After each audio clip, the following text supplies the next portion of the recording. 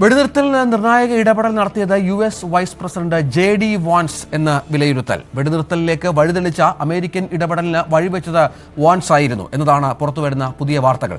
വാൻസിനുള്ള Indian ബന്ധവും ഗുണകരമായി എന്നാണ് നമുക്ക് ലഭിക്കുന്ന വിവരം. യുഎസ് വിദേശകാര്യ സെക്രട്ടറി മാർക്കോ റൂബിയോയും നിർണായക ഇടപെടലുകൾ നടത്തിയിട്ടുണ്ട്. White House chief of staff Susie വൈൽസും ഇന്ത്യയ്ക്കും പാകിസ്ഥാനും ഇടയിലെ സംഘർഷം നിരീക്ഷിച്ചിരുന്നു. പാക് പ്രകോപനം കൈവിട്ടു പോകുന്നു എന്ന് ഇന്റലിജൻസ് റിപ്പോർട്ട് കിട്ടിയ ഘട്ടത്തിലാണ് ഇവരുടെ നിർണായക ഇടപെടലുണ്ടായത്. പ്രസിഡന്റ് ഡൊണാൾഡ് ട്രംപിനെ സ്ഥിതികൾ ബോധ്യപ്പെടുത്തിയ ശേഷം പ്രധാനമന്ത്രി നരേന്ദ്രമോദിയെ വെള്ളിയാഴ്ച വാൻസ് നേരിട്ട് വിളിക്കുകയും ചെയ്തു. സംഘർഷം മൂർച്ഛിക്കുകയും പാകിസ്ഥാൻ വീണ്ടും പ്രകോപനമുണ്ടാക്കുകയും ചെയ്തപ്പോൾ മാർക്കോ റൂബിയോ പാക് നേതൃത്വവുമായി ബന്ധപ്പെട്ട് സമാധാന ശ്രമങ്ങൾ വേഗത്തിലാക്കുകയായിരുന്നു. സയ്യിദ് വിവരങ്ങൾ പങ്കുവെക്കും. സയ്യിദ്, വളരെ പ്രധാനപ്പെട്ട നീക്കങ്ങൾ ഉണ്ടായത് അമേരിക്കയുടെ ഭാഗത്തു നിന്നാണ്, സംശയമില്ല. കാരണം നേരത്തെ പറഞ്ഞതുപോലെ വാൻസിന്റെ ഇന്ത്യൻ ബന്ധമുണ്ട്, ഡൊണാൾഡ് ട്രംപും മോദിയുമായുള്ള സൗഹൃദമുണ്ട്, അമേരിക്കയുടെ ഇന്ത്യയോടുള്ള താല്പര്യമുണ്ട്. ഇതൊക്കെ വളരെ പ്രധാനപ്പെട്ട ഘടകങ്ങളായി. യഥാർത്ഥത്തിൽ ഈ 48 മണിക്കൂർ നീണ്ട ചർച്ചകളിൽ സംഭവിച്ചത് എന്തൊക്കെയാണ്? രഞ്ജിത്ത്, അമേരിക്കയുടെ വിളിപ്പേര് തന്നെ ലോക പോലീസ് എന്നാണ്. ലോകത്തെ സംഘർഷങ്ങളിലും മറ്റു വിഷയങ്ങളിലും മറ്റു രാജ്യങ്ങളുടെ വിഷയങ്ങളിലുമൊക്കെ ഇടപെടുന്നവർ എന്നതാണ് അമേരിക്കയ്ക്കെതിരെ നല്ലതും ചീത്തയുമായി കേൾക്കപ്പെടുന്ന ഒരു പേര്. പക്ഷേ ഇവിടെ ഈ പാകിസ്ഥാൻ ഇന്ത്യ തർക്ക വിഷയത്തിൽ സുപ്രധാനമായ ഇടപെടൽ, ഇപ്പോഴത്തെ ഈ സാഹചര്യം ഉണ്ടാക്കിയതിൽ സുപ്രധാനമായ ഇടപെടൽ അമേരിക്കയുടെ ഭാഗത്തു നിന്നും ഉണ്ടായിട്ടുണ്ട്.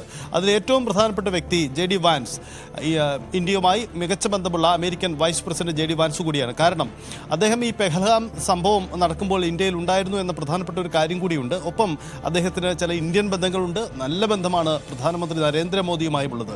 ഈ ബന്ധങ്ങളൊക്കെ പൊതുവിൽ ആശങ്കയായി തന്നെ അദ്ദേഹത്തിന് മുന്നിലും ഉണ്ടായിരുന്നു എന്നതാണ് സാഹചര്യം. ഇതിനുമപ്പുറം ഇന്ത്യ പാക് സംഘർഷ പുതിയ തലത്തിലേക്ക് കടക്കുമ്പോൾ അമേരിക്ക ആശങ്കപ്പെട്ട ഒരു പ്രധാനപ്പെട്ട കാര്യം, രണ്ട് രാജ്യങ്ങളും വികസിത രാജ്യങ്ങളാണ്. പക്ഷേ അതിനുമപ്പുറം രണ്ടുപേരും സൈനിക ശക്തിയിൽ മുന്നിൽ നിൽക്കുന്നവരാണ്.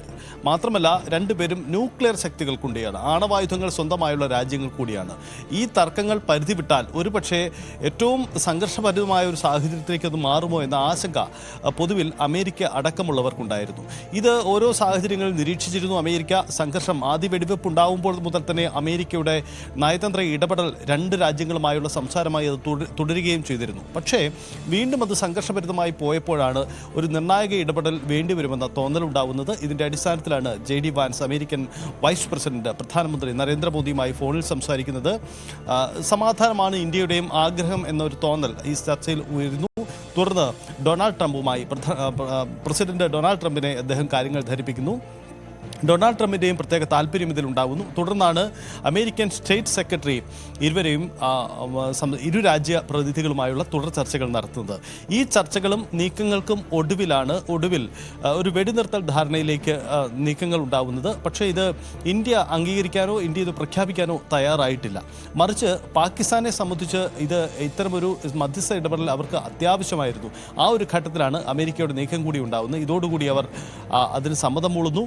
തുടർന്നാണ് ഈ ഇരു വിഭാഗം ഡയറക്ടർ ജനറൽ ഓഫ് മിലിറ്ററി ഓപ്പറേഷൻസും തമ്മിലുള്ള ചർച്ചകൾ നടക്കുകയും ചെയ്യുന്ന സാഹചര്യം ഉണ്ടായത്. എന്തായാലും JD വാൻസ് സുപ്രധാനമായ ഒരു ഇടപെടലാണ് നടത്തിയിരിക്കുന്നത്.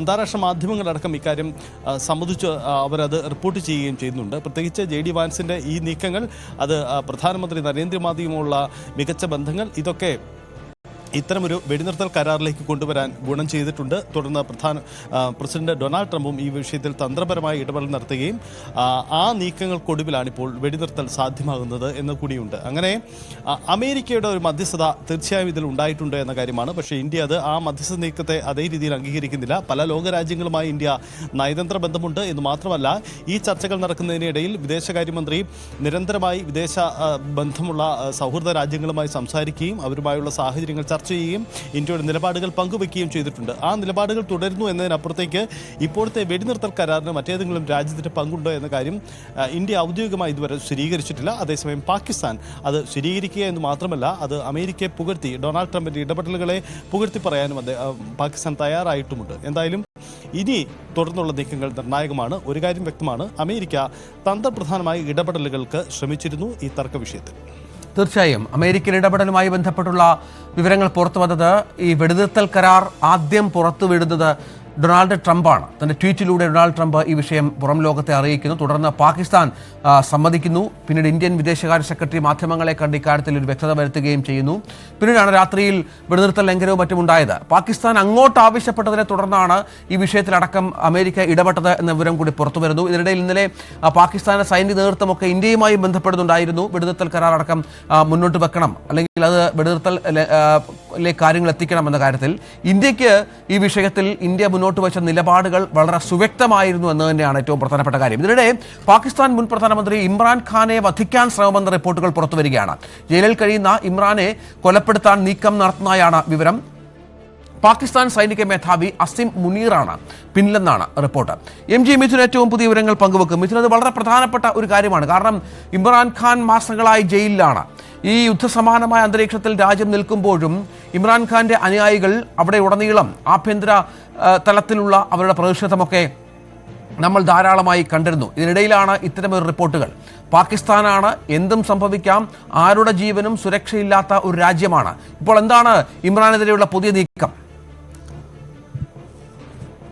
രഞ്ജിത്ത്, നേരത്തെ തന്നെ ഇമ്രാൻഖാന്റെ പാർട്ടിയിലെ പ്രധാനപ്പെട്ട നേതാക്കളൊക്കെ തന്നെ ഇമ്രാൻഖാന്റെ ജീവന് ഭീഷണിയുണ്ട് എന്ന തരത്തിലുള്ള ആരോപണം നേരത്തെ തന്നെ ഉന്നയിച്ചതാണ്. പക്ഷേ കഴിഞ്ഞ ദിവസം ഇതിൽ അദ്ദേഹം കഴിയുന്ന അടിയാല ജയിലിന് മുൻപ് വശത്തായി ചില ഡ്രോണുകൾ പ്രത്യക്ഷപ്പെട്ടതായിട്ടുള്ള വിവരങ്ങളാണ് ഈ ഒരു ഘട്ടത്തിൽ ഇതിന് ആധാരമായി അവർ ചൂണ്ടിക്കാണിക്കുന്നത്. അത് ജയിലിൽ കഴിയുന്ന ഇമ്രാൻഖാനെ വകവരുത്തുന്നതിന് വേണ്ടിയുള്ള നടപടിയാണ്. ഇതിന് പിന്നിൽ പാകിസ്ഥാൻ സൈനിക മേധാവിയായിട്ടുള്ള അസീം മുനീറാണ് ഇതിന് പിന്നിലെന്നാണ് പ്രധാനമായും ആരോപണം ഉന്നയിക്കുന്നത്. കാരണം നേരത്തെ തന്നെ ഇദ്ദേഹത്തിന്റെ നടപടികളുമായി ബന്ധപ്പെട്ട വലിയ രീതിയിലുള്ള വിമർശനം ഇമ്രാൻഖാന്റെ ഭാഗത്തുനിന്നും ഉയർന്നു വന്നൊരു പശ്ചാത്തലം ഉണ്ടായിരുന്നു. അന്നൊക്കെ തന്നെ നേരിട്ടൊരു ശീതയുദ്ധത്തിലേക്ക് പോയില്ല എങ്കിൽ പോലും തന്നെ ഇരുവരും തമ്മിലുള്ള അസ്വാരസ്യങ്ങളൊക്കെ മറന്നേക്ക് പുറത്തു വരികയും ചെയ്ത കാഴ്ച നമ്മൾ കാണുകയും ചെയ്തതാണ്. അത് പലതവണ വാർത്താമാധ്യമങ്ങളും അന്താരാഷ്ട്ര മാധ്യമങ്ങളും ഒക്കെ വലിയ രീതിയിൽ റിപ്പോർട്ട് ചെയ്ത ഒരു പ്രധാനപ്പെട്ട കാര്യം തന്നെയാണ്. അതിനുശേഷമാണ് പിന്നീട് ഇമ്രാൻഖാൻ ജയിലിലേക്ക് പോവുകയും ചെയ്യുന്നത്. ഈ അടുത്തിടെ ഉണ്ടായിട്ടുള്ള ഇന്ത്യയും പാകിസ്ഥാനുമായിട്ടുള്ള സംഘർഷാവസ്ഥയിൽ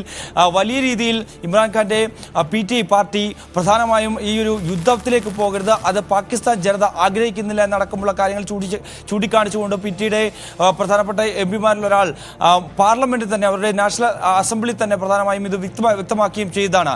അതിന് പിന്നാലെയാണ് ഇത്തരത്തിൽ ഇദ്ദേഹത്തിന്റെ ജീവന് ഭീഷണിയുണ്ട്, അദ്ദേഹത്തെ വകവരുത്താനുള്ള ഒരു നീക്കമാണ്. അതായത് മുൻകാലങ്ങളിലൊക്കെ തന്നെ പാകിസ്ഥാനിൽ സൈനിക അട്ടിമറി നടന്നതിലൂടെ പിന്നീട് സൈനിക മേധാവി അല്ലെങ്കിൽ സൈന്യം ഭരണം പിടിച്ചെടുത്തിട്ടുള്ള പശ്ചാത്തലമുണ്ട്. 3 തവണയാണ് ഇതിനു മുമ്പ് പാകിസ്ഥാൻ സൈനിക അട്ടിമറിയിലൂടെ പാകിസ്ഥാന്റെ ഭരണം കൈകാര്യം ചെയ്യുന്നത്. അത് ആദ്യം നമുക്കറിയാം 1958-ലാണ്. അത് പിന്നീട് 1977-ൽ യുദ്ധത്തിൽ സുൽഫിക്കർ അലി ഭൂട്ടോയെ തകർത്തുകൊണ്ട് അട്ടിമറിച്ചുകൊണ്ട് ജനറൽ സിയാ ഉൾ ഹക്ക് ആയിരുന്നു ആദ്യം ഇത്തരത്തിൽ ഭരണം പിടിക്കുകയും പിന്നീട് അദ്ദേഹം 13 വർഷത്തോളം ഭരണം കൈകാര്യം ചെയ്ത് ഒപ്പം തന്നെ സുൽഫിക്കർ അലി ഭൂട്ടോയെ തൂക്കിലേറ്റുകയും ചെയ്തൊരു പശ്ചാത്തലമുണ്ട്. അങ്ങനെ 2 ഭരണാധികാരിയെ തൂക്കിലേറ്റിയ പശ്ചാത്തലമുള്ള ഒരു നാട് കൂടിയാണ് പാകിസ്ഥാൻ എന്ന് പറയുന്ന ആ ഒരു രീതിയിലേക്ക് അത്തരത്തിൽ ഇമ്രാൻഖാനെയും മുൻ പ്രധാനമന്ത്രി ഇമ്രാൻഖാനെയും ആ രീതിയിൽ വകവരുത്താനുള്ള ഒരു ശ്രമമാണ് അസീം മുനീറിന്റെ ഭാഗത്ത് നിന്ന് നടക്കുന്നത്. അത്തരത്തിലുള്ള ഗൂഢാലോചനകൾ നടത്തുന്നതായിട്ടുള്ള വിവരങ്ങളാണ് ഈ ഒരു ഘട്ടത്തിൽ പുറത്തു വരുന്നത്. അതൊരു അനൌദ്യോഗിക